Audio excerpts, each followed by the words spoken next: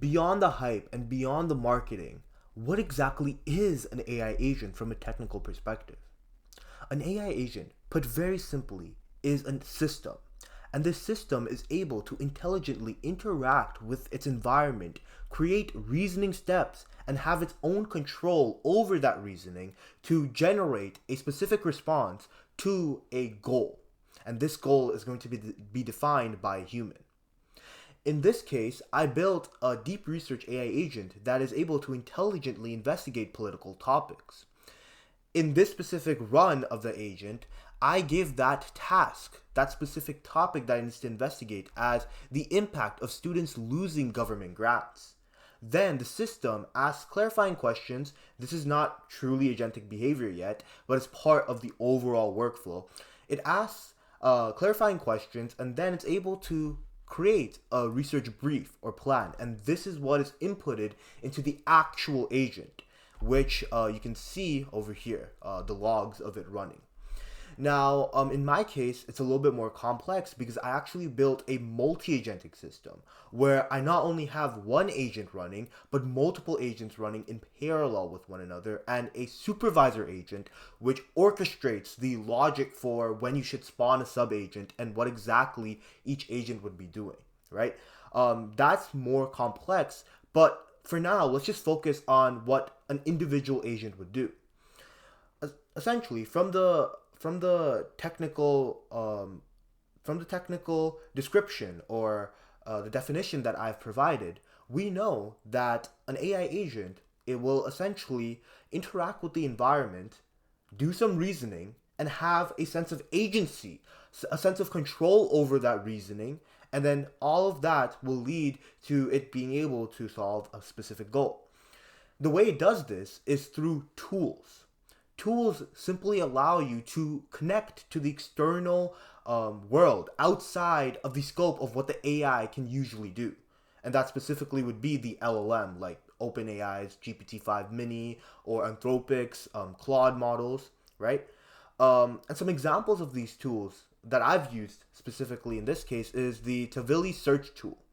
This allows you to actually allow your agent to search the internet, right? Because usually when you would have an agent which is powered by an LLM for its reasoning steps, it does not have access to the internet, right? How exactly would it access the web APIs?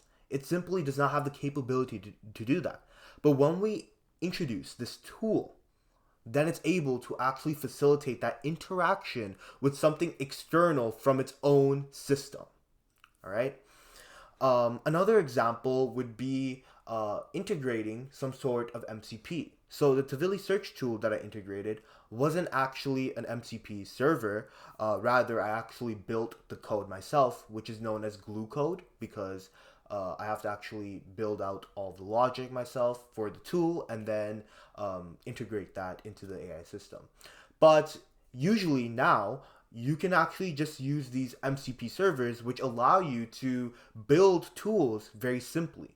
All you have to do is call on these servers, and all the logic is maintained by whatever service you're using.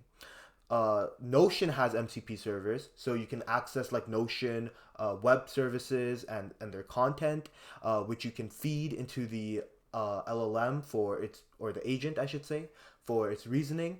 Google also has this if you are interested in Google products as well. But essentially, what I'm trying to say is that there's two ways you can build a tool. You can either write the code yourself, which is going to be the very unoptimal solution, because what you're doing is creating more maintenance overhead for yourself. You have to actually go through all the code, and if there's some sort of update, you need to manually fix it, right? Instead of solving problems, you're stuck, building these obsolete solutions when you could just simply integrate an MCP server, and all of that's handled by the engineering teams at those specific services which you're integrating with your agent.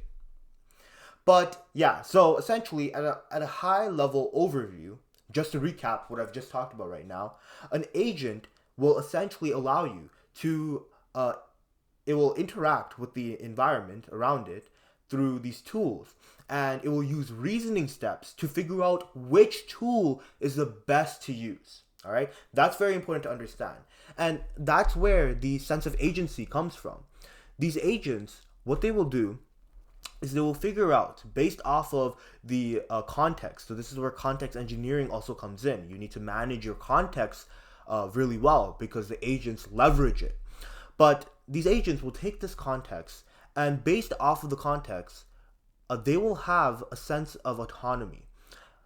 They will realize that, oh, um, because this context is lacking this specific information, let me go ahead and make a tool call to the Tavily web search API, and let's create a query for that, and let's get this specific information, so that we're not answering the research task inadequately, right? It does all of that, and it does it through an orchestration layer. That's what it's called. It's called an orchestration layer, where it will essentially decide what tool is most apt to use, and then it will actually employ that tool through a tool call. And you could use some sort of SDK or framework to do this. In my case, I've been using LangGraph because they allow for complex workflow orchestrations through building these graphs out. You can also integrate like routing logic, where you would have conditional pathways. One way if a specific condition is met, another way if another condition is met. Again, I'm straying a little bit away from agents. That isn't truly agentic behavior because there isn't that sense of autonomy, right? The reason why AI agents are called AI agents is because there's agency, right? There's that ability for the agent to have control over what it's doing without human input. And that can only come if we trust the agent to do the reasoning for us. And that's exactly what it would do through this orchestration layer. And the way I integrated it in this specific example is I actually have another tool. And that tool is a think tool. Really what it does is I've given it a specific prompt, and that prompt basically tells the agent, which is the agent's like processing layer, which is the LLM.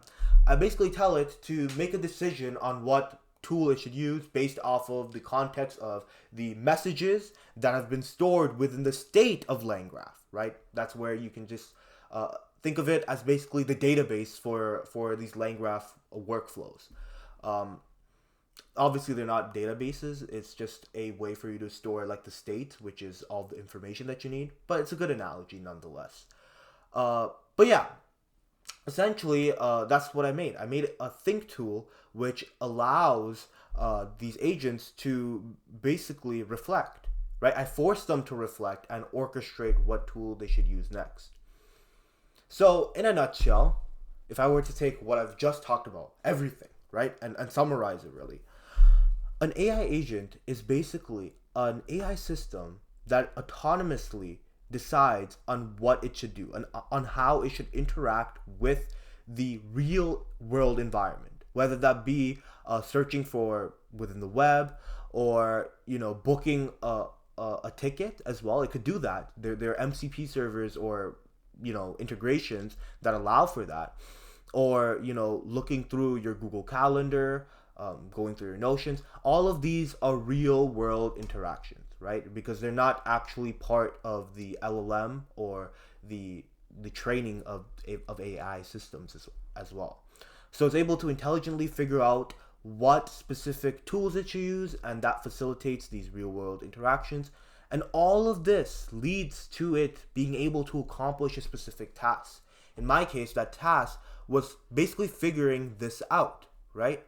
Basically figuring out, what the impact is. More specifically, it was actually this would be, if we were gonna go on like technicality, this would actually be the goal, because the way I designed my system was that I actually asked it to clarify the task, so that there isn't any missing context, because users who are not that well versed in AI, they don't realize that you need to give AI like a lot of context for it to do something good. So we just make them do that. But even so, the idea stands, right? The idea stays the same. You basically take this research brief or this research task, and through the agents, in my case, I have a multi-agentic framework. We'll discuss that later. But essentially, each agent is a researcher, which basically does the researching. Um, so each agent will take a specific subtask in this case. So these are all of my subtasks. So it'll take one of these subtasks, and it will actually go through this reflecting step and these tool calls to find a suitable response.